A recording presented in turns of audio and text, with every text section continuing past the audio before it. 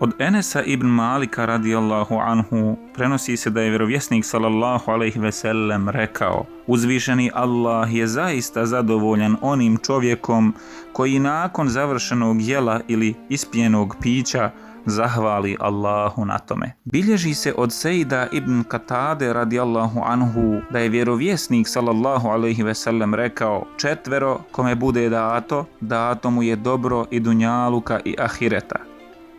Jezik koji Allaha spominje, zahvalno srce, strpljivo tijelo i supruga čestita vjernica. Jedna od dova Davuda alejhi selama bila je: Allahu moj, molim te da mi podariš četvero i da me zaštitiš od četveroga. Ono što te molim je jezik koji će te slaviti i veličati, srce koje će ti biti zahvalno, tijelo koje će biti strpljivo i suprugu koja će me pomagati u mojim dunjalučkim i ahiretskim poslovima.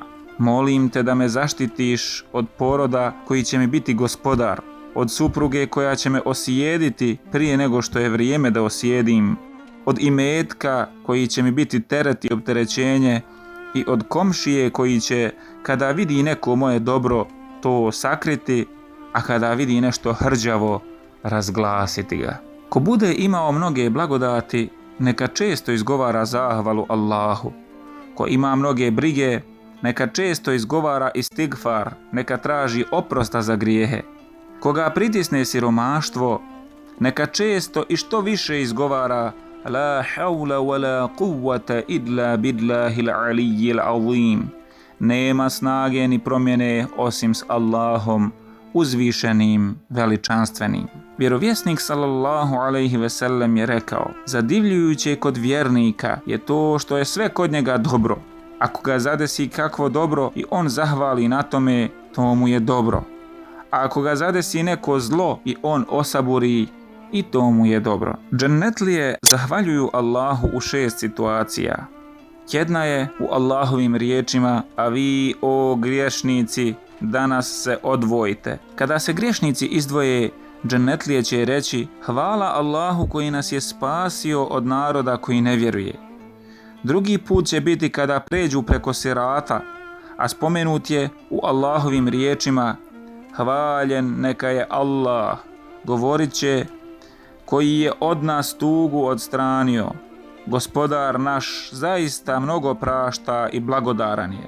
Treći put će biti kada se okupaju vodom života i kada budu gledali u džennet. Tada će reći: hvaljen neka je Allah koji nas je na pravi put uputio. Mi ne bismo na pravome putu bili da nas Allah nije uputio. Četvrti put će biti kada uđu u džennet i kada kažu: hvala Allahu koji nam je obećanje svoje ispunio i u džennetu nam mjesno darovao, da se u njemu nastanimo gdje hoćemo. Peti put će biti kada zauzmu svoja mjesta u džennetu i kada kažu: hvaljen neka je Allah, govorit će: koji je od nas tugu odstranio.